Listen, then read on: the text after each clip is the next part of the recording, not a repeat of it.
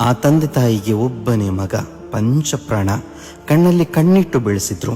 ಮಗ ಏನು ಕೇಳ್ತಾರೋ ಅದೆಲ್ಲವನ್ನು ಕ್ಷಣ ಮಾತ್ರದಲ್ಲಿ ಕೊಡ್ತಿದ್ರು ಆ ತಂದೆ ತಾಯಿ. ಸಣ್ಣ ಆದಾಯವಿದ್ರೂ ಮಗನಿಗೇನೂ ಕಮ್ಮಿ ಮಾಡ್ತಿರ್ಲಿಲ್ಲ. ಮಗ ಬೆಳೆದು ಈಗ ದೊಡ್ಡವನಾಗಿದ್ದಾನೆ. ಅಚಾನಕ್ಕಾಗಿ ಮಗ ಈಗ ಕೇಳಿದ್ದು ಒಂದು ಬೈಕನ್ನಾಗಿತ್ತು. ಲಕ್ಷ ಬೆಲೆಯ ಉದ್ದುದ್ದ ಶಬ್ದ ಬರುವ ಬೈಕ್ ಕೊಡಿಸಿ ಎಂದು ಕೇಳಿದಾಗ ಮೊದಲಿಗೆ ಆಗಲ್ಲ ಅಂತ ಹೇಳಿದ್ರು. ಒಬ್ಬನೇ ಮುದ್ದು ಮಗ ಅಲ್ವಾ ಅಂತ ಸಾಲ ಗೀಲ ಮಾಡಿ ಲಕ್ಷ ಬೆಲೆಯ ಬೈಕ್ ಕೊಡಿಸಿದ್ರು. ಸಿಕ್ಕಿದ್ದೇ ತಡ. ಮಗ ಹಾರಿಸ್ಕೊಂಡು ಹೋಗ್ಲಿಕ್ಕೆ ಶುರು ಮಾಡ್ದ.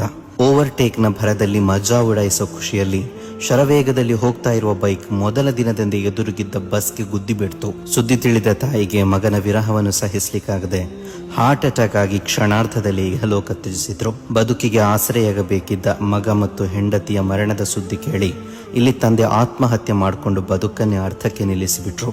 ಜನರೇ, ಕೇರಳದಲ್ಲಿ ನಡೆದ ನಿಜ ಘಟನೆ ಇದು. ವಲಾ ತುಲ್ಕೂ ಬಿ ಐದೀಕುಂ ಇಲ ತಹ್ಲುಕ. ನಿಮ್ಮನ್ನು ನೀವೇ ನಾಶದ ಪಾತಾಳಕ್ಕೆ ತಳ್ಳದಿರಿ. ನನ್ನ ಪ್ರೀತಿಯ ವಾಹನ ಸವಾರರೇ, ಬದುಕಿಗೆ ಸೆಕೆಂಡ್ ಚಾನ್ಸ್ ಅಂತ ಇಲ್ಲ. ತರುಣರಾದ ನಾವು ಬದುಕಿನ ಕುರಿತು ತಿಳಿಬೇಕಾದ್ರೆ ಈಗಷ್ಟೇ ಮದುವೆಯಾದವನ ಬಳಿ ಕೇಳಿ ನೋಡಿ. ನಮ್ಮನ್ನು ಕಾಯ್ತಾ ಇರೋ ತಂದೆ ತಾಯಿ, ಹೆಂಡತಿ ಮಕ್ಕಳು, ಹೀಗೆ ಎಲ್ರಿಗೂ ನಾವೇ ಆಸರೆ ಹೊರತು ಬೇರೆಯವರಲ್ಲ. ಪ್ರೀತಿಯ ವಾಹನ ಸವಾರರೇ, ಓವರ್ಟೇಕ್ ಮಾಡುವಾಗ ಇದೊಂದನ್ನು ಯೋಚಿಸಿ.